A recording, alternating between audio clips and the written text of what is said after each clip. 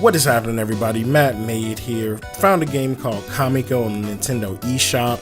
Looked pretty fun, looked pretty interesting, so thought I'd give it a try and give you guys my full review.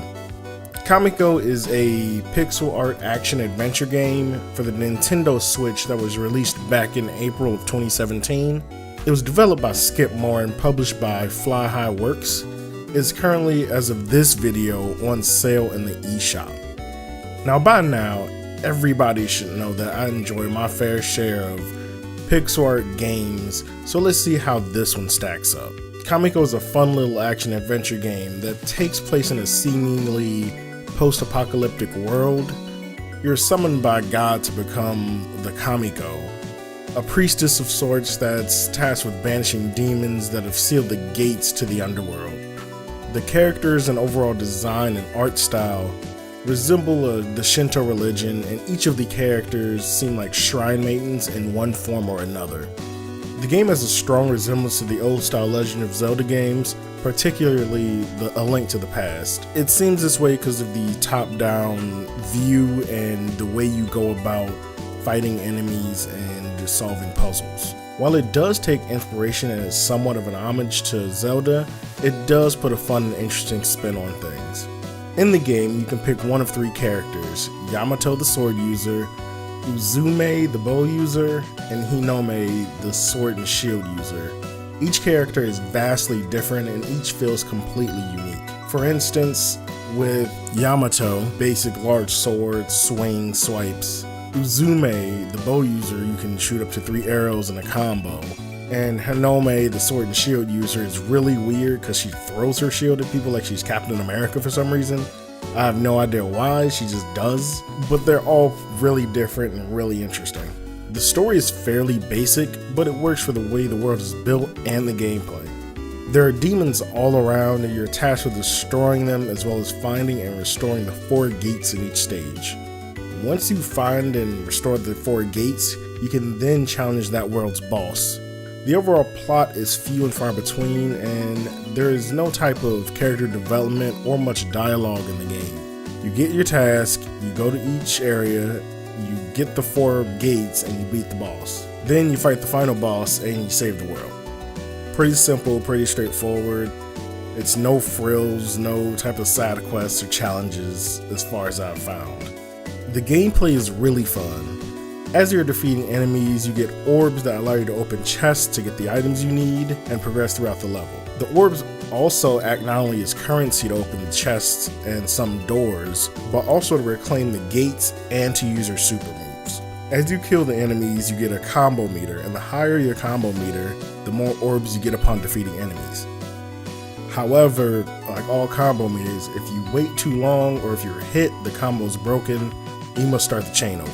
Most of the enemies can be defeated with 1 or 2 strikes.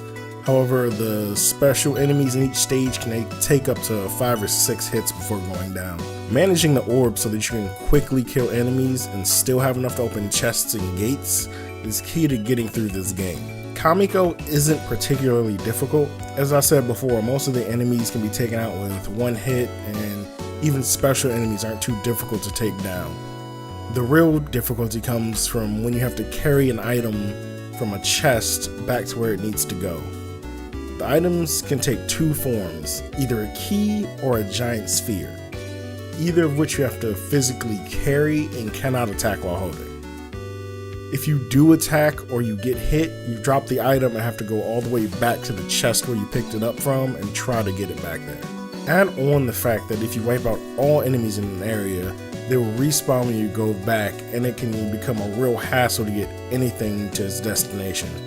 The items were designed to give the game some light puzzling, and so that it didn't simply become a go here, fight this, move on, repeat type of game. There are also upgrades located in some of the chests. There's a life upgrade, which gives you more HP, and an orb capacity upgrade, which lets you carry more orbs, so it's a little easier to fight enemies. These help boost your strength and allow for more aggressive playing. The bosses aren't particularly hard either. They all stick with the rule of 3 except for the final boss. They all also are fairly straightforward, and as long as you're looking and paying attention, there shouldn't even be an issue defeating them. They all look and act completely different from each other, but aren't super imaginative or crazy looking, save for the final boss. That boss looks really dope, and I love the entirety of that fight. The stages are pretty diverse and remind me of the 4 elements.